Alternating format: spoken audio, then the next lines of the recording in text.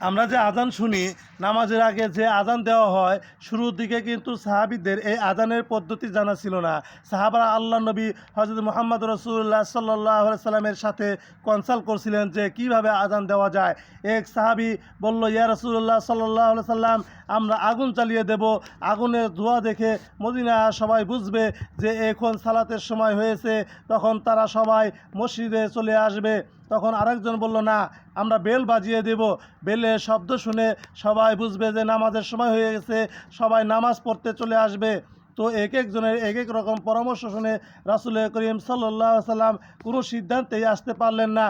পরের দিনে একজন সাহাবী উনি স্বপ্ন দেখলেন, সবুজ কাপড় পরিহিত একজন লোক বলল যে, ঘণ্টা না বাজিয়ে তোমরা উঁচু একটা জায়গায় দাঁড়িয়ে আল্লাহু আকবার, আল্লাহু আকবার এই বাক্যগুলোর মধ্য দিয়ে আল্লাহর বরাতের ঘোষণা হবে এবং রাসূল করিম সাল্লাল্লাহু আলাইহি সাল্লামের রিসালাতের ঘোষণা হবে, তাই ডাকাও হবে বলে লোকজনের নামাজেও চলে আসবে।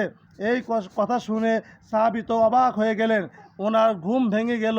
উনি সকালবেলা আল্লাহ রাসূল সাল্লাল্লাহু আলাইহি সাল্লামের কাছে এসে পুরো ঘটনা শোনালেন। আল্লাহর নবী হযরত মুহাম্মদ রাসূলুল্লাহ সাল্লাল্লাহু আলাইহি সাল্লাম এই স্বপ্নের কথা শুনে তিনি অভিভূত হলেন। তিনি বললেন, তুমি ঠিকই দেখেছ, যেহেতু বেলালের কণ্ঠ খুব দারাজ, তবে বেলালকে ডাকো। বেলাল রাদিয়াল্লাহু তাআলা আনহু এসে একটা উঁচু জায়গায় দাঁড়িয়ে আল্লাহু আকবার, আল্লাহু আকবার বলে তিনি আযান দিতে শুরু করলেন। আজানের এই বাক্যগুলো শুনে সাইয়েদনা হযরত ওমর ফারুক রাদিয়াল্লাহু তাআলা আনহু দৌড়াইতে দৌড়াইতে আল্লাহ রাসূল সাল্লাল্লাহু আলাইহি সাল্লামের কাছে আসলেন। এসে বললেন, ইয়া রাসূলুল্লাহ সাল্লাল্লাহু আলাইহি সাল্লাম, বেলাল এই বাক্যগুলো কোথায় থেকে শিখলো?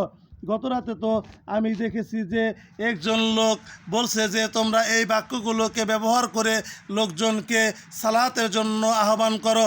ইয়া রাসূলুল্লাহ সাল্লাল্লাহু আলাইহি সাল্লাম, এই স্বপ্ন বেলাল কি দেখেছেনি? বেলাল কেমনে পেল?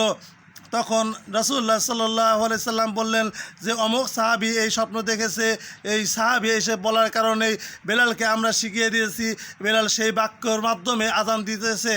এইভাবে আমাদের এই সুন্দর একটি আহ্বান, নামাজের প্রতি আহ্বান, আজান, এই আজান আমরা পেলাম।